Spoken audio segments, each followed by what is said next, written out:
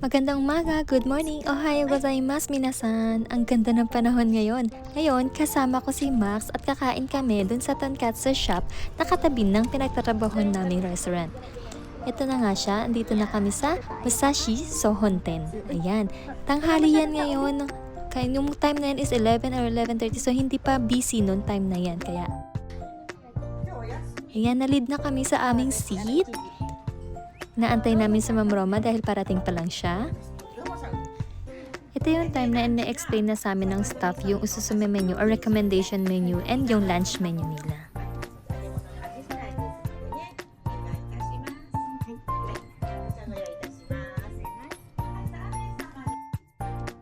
Binigyan na nga rin kami ng ocha o tea and oshiburi.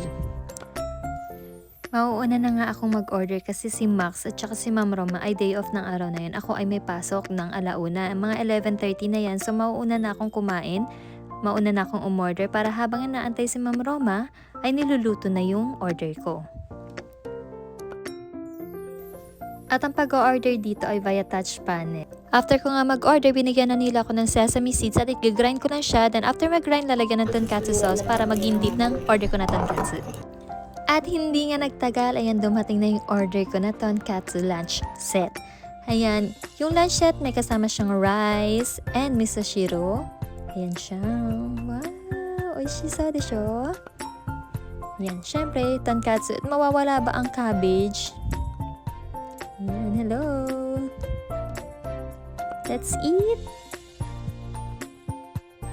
Marami na akong na-try ng mga tonkatsu shop dito sa Toyohashi and masasabi kong iba talaga yung sarap ng tonkatsu dito sa Musashi Sohonten kasi napaka-juicy niya, yung sauce ang sarap, yung dressing ng salad ang sarap.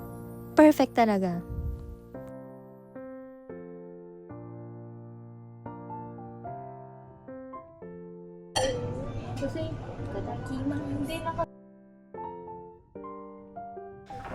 At maya-maya pa dumating na rin ang order ni Ma'am Roma at ni Max na pork tonteki. Demi-glaze sauce to and napaka-sizzling.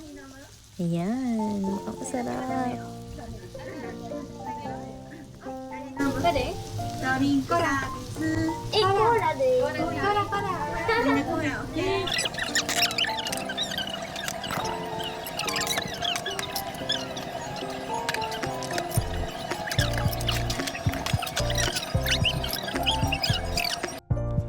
At tapos na nga kami kumain nitong time na to and nagpapasalamat kami sa mga staff po naman. Parang kakandidato naman sa pagpapasalamat. Ganon.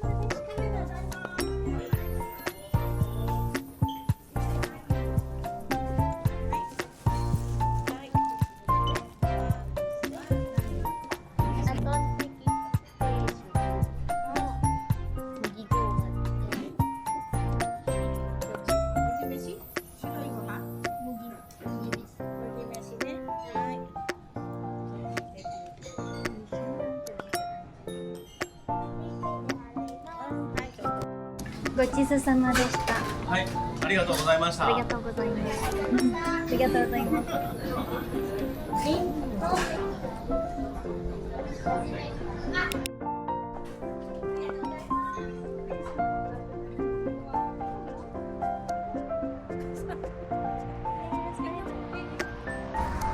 Okay, see you in my next vlog.